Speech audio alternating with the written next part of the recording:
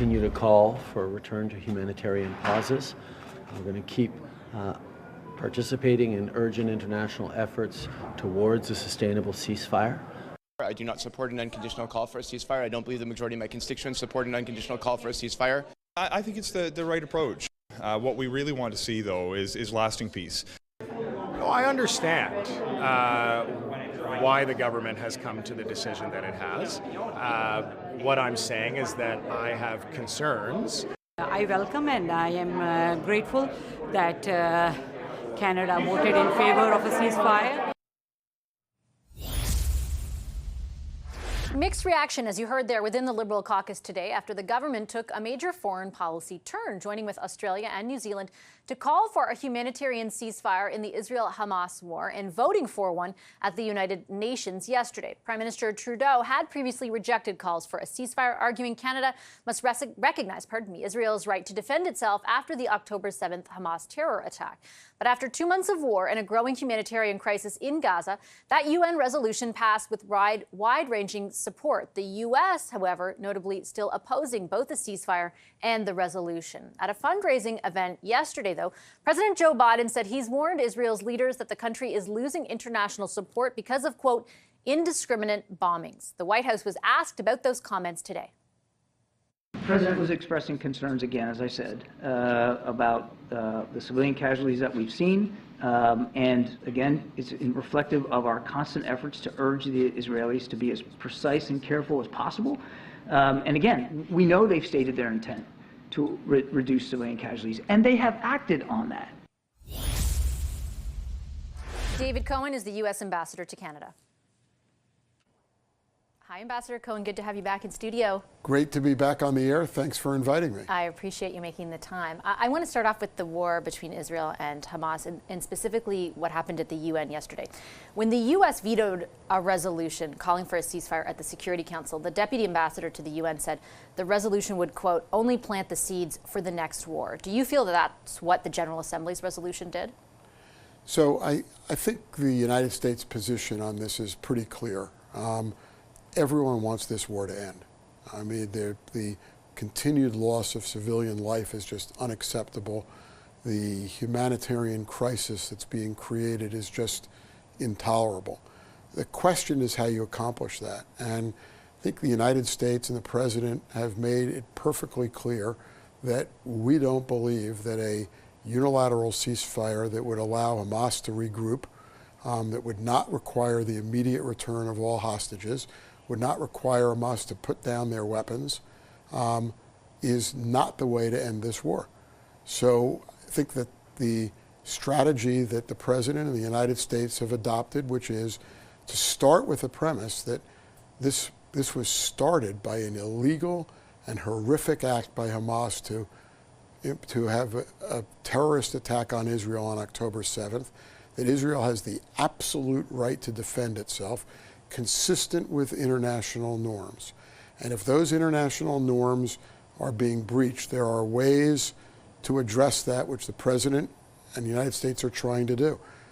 There's a reason why Secretary of State Blinken has been in the Mideast so many times. There's a reason why the conversations have taken place with Israel, some private and some public, to ask them to be more cautious about the tactics that they are using in fighting back against Hamas. And in the end, that is the way that the United States believes is the short-term solution here. Of course, the long-term solution is a two-state solution. We haven't even gotten to that yet, but the United States is very comfortable that a unilateral ceasefire is not the way to bring this battle to an end. And is it your view that the resolution at the UN was for a unilateral ceasefire? Yes. Canada and the U.S. have been aligned on their position until yesterday. How do you take Canada's vote?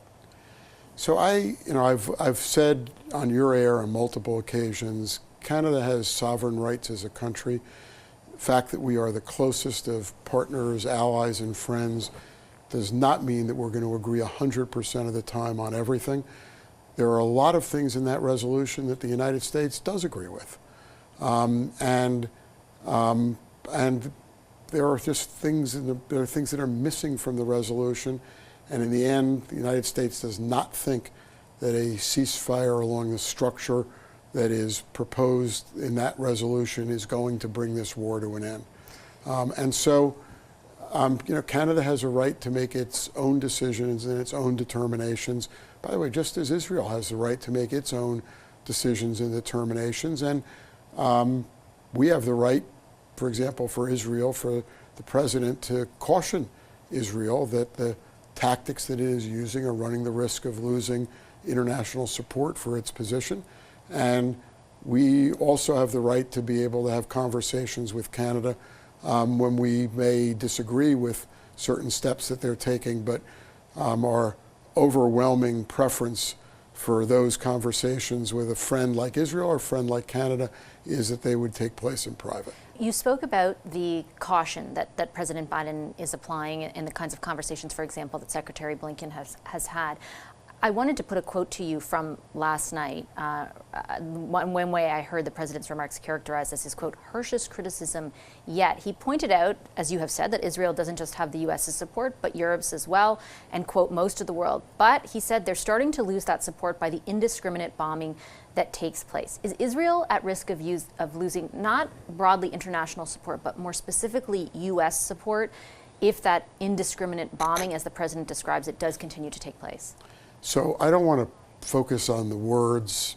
I mean, obviously I've already endorsed and already acknowledged the president's remarks. I'm not sure what indiscriminate bombing is.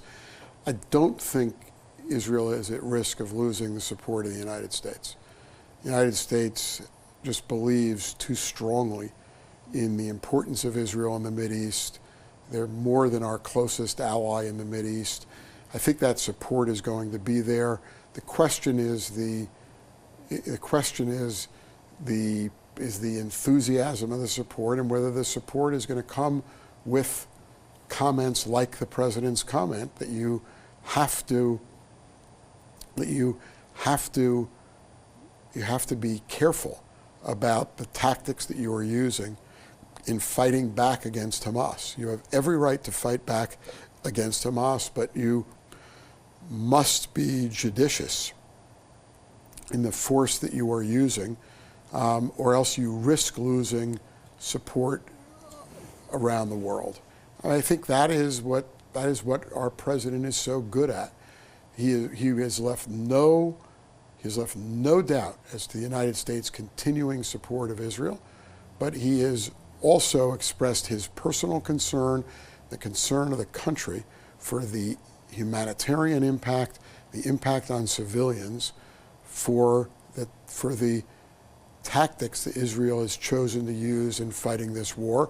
And I think that's where he has his best chance, and the United States has its best chance to be able to influence Israeli behavior while still acknowledging Israel's sovereign and absolute right to fight back against the attacks on it by Hamas. How would you characterize the current ability of the U.S. to impact Israel and the tactics it employs? I interpret indiscriminate as the adverse or opposite of judicious, as you described it, right? That's my interpretation of the employment of the word.